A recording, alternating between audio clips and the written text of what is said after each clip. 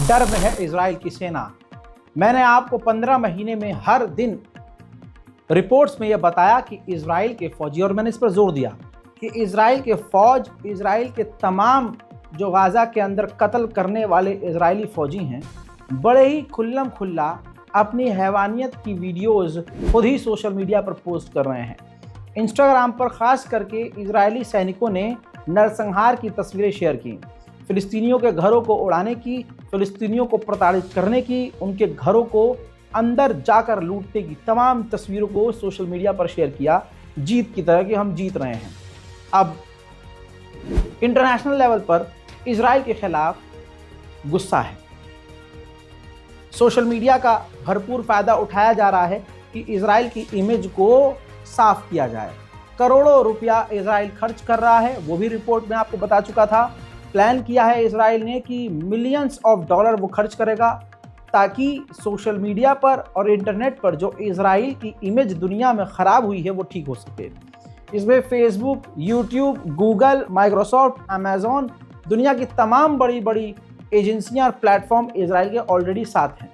अब दोस्तों दिक्कत ये हो रही है कि ऑनलाइन तो इजराइल की खामियों को मिटाया जा रहा है, लेकिन लोगों के दिलों से कैसे मिटाए। अब हो रहा है ये कि इजराइल की सेना जहाँ जहाँ जा रही है, सैनिक पर्सनली घूमने कहीं जा रहे हैं, तो अब वहाँ उनको आइडेंटिफाई करके उनके सोशल मीडिया वीडियो के ज़रिए, फ़ोटो के ज़रिए उनको पहचान कर उनकी गिरफ्तारी की मांग उठ रही है और उनको गिरफ्तार करने का चलन शुरू हो चुका है उनके खिलाफ। अब इससे क्या हो रहा है, वो गिरफ्तार हो या ना हो, लेकिन उनके लिए ख़तरा बढ़ गया और अब उनको दूसरे देश जाने में तकलीफ़ हो रही है, डर है उनके दिलों में। तो अब इजराइल के सैनिक इतना डर गए हैं कि वो अपना पूरा का पूरा सोशल मीडिया डिलीट कर रहे हैं। इंस्टाग्राम अकाउंट हो या एक्स हो, वो डिलीट कर रहे हैं। जिस प्लेटफॉर्म पर उसने फ़िलिस्तीनियों के ऊपर जुल्म करने वाला वीडियो शेयर किया है, पोस्ट किया है, वो सब कुछ डिलीट करके ही दूसरे देश जाने की तैयारी कर रहे हैं। वहीं मेरे दोस्तों, अमेरिका और इजिप्ट इस वक्त जो है नॉर्थन गाज़ा में पहुंच चुके हैं। ये रिपोर्ट पहले देख लीजिए। रिपोर्ट के मुताबिक इजिप्ट के ऑफिशियल्स और अमेरिका के ऑफिशियल्स गाज़ा के नॉर्थन इलाके में पहुंच चुके हैं और जो फ़िलिस्तीनी नॉर्थन इलाके में जा रहे हैं उनकी गाड़ियों को चेक कर रहे हैं, उनको चेक कर रहे हैं कि उनके पास कोई हथियार तो नहीं। वहीं मेरे दोस्तों, अब ये वीडियो देखिए। ये भी वीडियो वही है जिसमें अमेरिकी अधिकारी नेतजारिम कॉरिडोर पर पहुंच चुके हैं ताकि गाज़ा की तरफ से कोई फ़िलिस्तीनी हथियार लेकर या कोई आपत्तिजनक चीज़ लेकर नॉर्थन गाज़ा में जाकर इजराइल के लिए ख़तरा ना बने और ये सीज़ फायर ना टूटे। वहीं मेरे दोस्तों, इजराइल के प्रधानमंत्री नेतन्याहू कोर्ट में भी पहुंचे। उन्होंने पूरी कोशिश की कि कोर्ट की सुनवाई को डिले करवाया जा सके, लेकिन तस्वीर में देखिए, आम लोगों के बीच, आम लोगों के साथ इजराइल का प्रधानमंत्री अपने खिलाफ जो करप्शन के चार्जेस हैं उनको फेस करने के लिए इजराइल की कोर्ट में पेश हुए हैं। खुशी की बात यह है कि इजराइल की सेना अब गाज़ा के नेतजारिम कॉरिडोर से बाहर निकल रही है।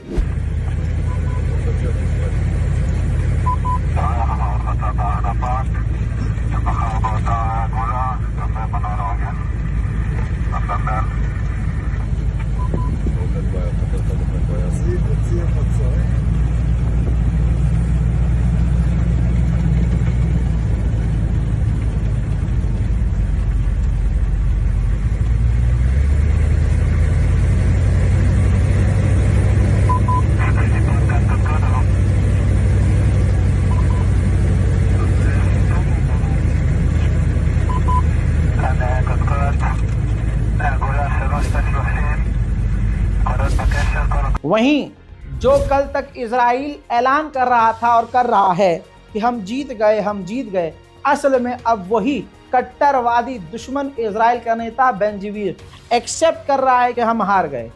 बेंजीवीर ने कहा है कि जिस तरह से गाज़ा के लोग वापस गाज़ा में नॉर्थन इलाके में लौट रहे हैं और तमाम गाज़ा के लोगों को अपने घर जाने की इजाज़त दे दी है, इससे साफ हो गया है कि हम हार गए हैं, हमें कुछ जीत हासिल नहीं हुई, ये सीधा सीधा हमारा ह्यूमिलेशन है। हजरात, अंधभक्त की क्वालिटी ये है कि चाहे ये यहाँ हो, अमेरिका में हो, फ्रांस में हो, जर्मनी में हो, कहीं भी हो, ये झूठ पर अपनी दुनिया चलाते हैं।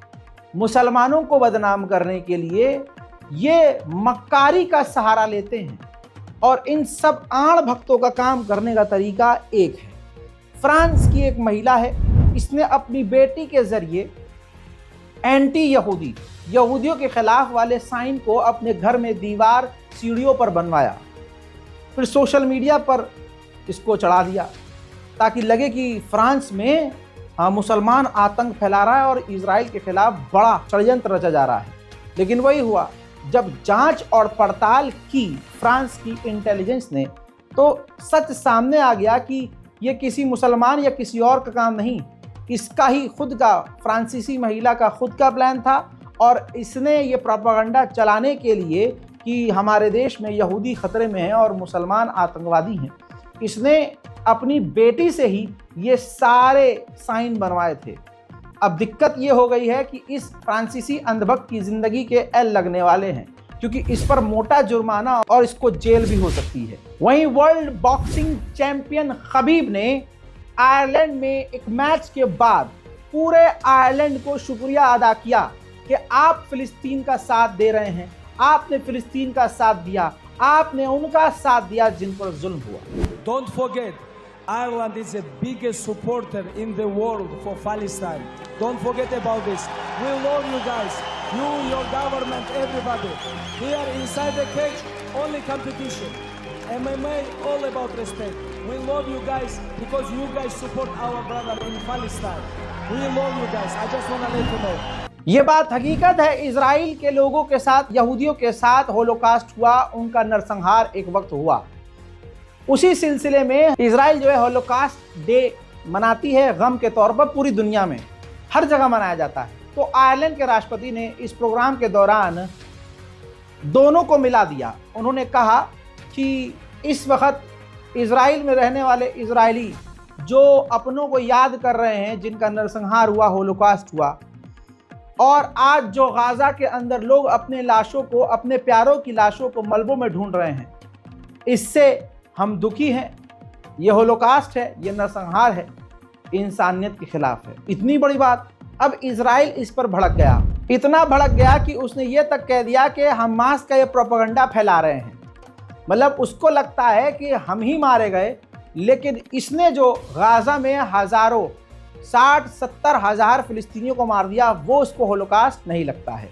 ये डुअल पॉलिसी है और सिर्फ इजराइल नहीं, पूरी दुनिया डबल स्टैंडर्ड है। ऐसे में उसी दौरान आयरलैंड के राष्ट्रपति हैं जब ये बयान दे रहे थे, उसी वक्त उन्हीं के प्रोग्राम में यहूदी लोग भी मौजूद थे। तो एक यहूदी ने जब विरोध किया तो उस यहूदी को उस परिसर से बाहर फेंक दिया गया।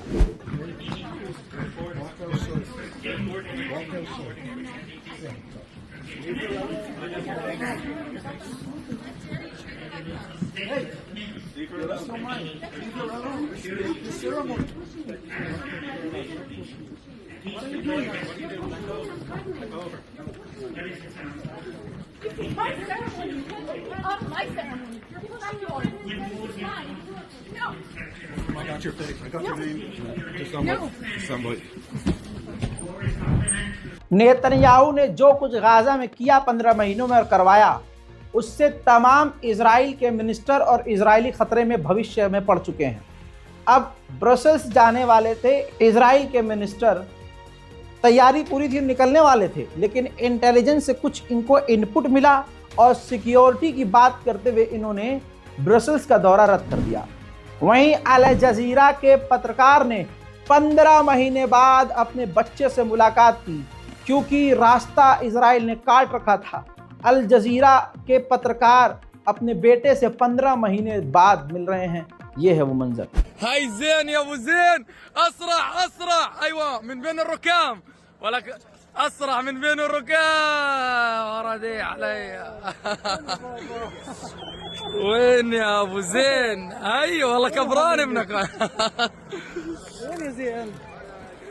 والله ابنك شكله مش عارفك يا ابو زين. ايش مسوي؟ واخيرا يا ابو زين هلكتني. بدي اسيب التغطيه، بدي اشوف مزين، بدي اسيب التغطيه واشوف مزين. هاي اجوك بحالهم. وينهم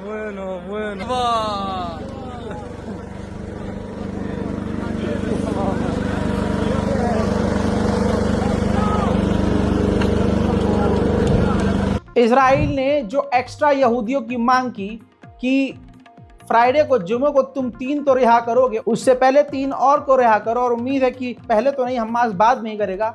लेकिन पॉइंट यह है कि हमास ने सबूत जारी किया है, ये वीडियो जिसमें उस सिविलियन, इजरायली सिविलियन को जिंदा और सही सलामत देखा जा रहा है, जिसके बाद इजराइल ने इलाके को खाली किया है नॉर्दर्न गाजा के, और उसके बाद अब वो शांत बैठ गया है।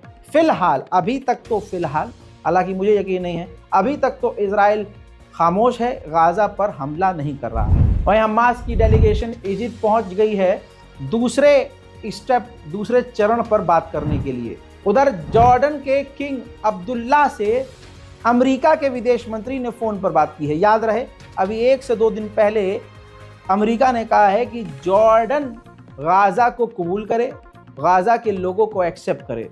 हो सकता है दोस्तों अब जॉर्डन के किंग को हूल दी जाए, लॉलीपॉप दी जाए और उनको तैयार कर लिया जाए कि गाजा के लोगों को आप रखो, हम गाजा बनाएंगे। उधर मेरे दोस्तों सऊदी अरब और इजराइल के नॉर्मलाइजेशन की भी अटकलें तेज हो गई हैं।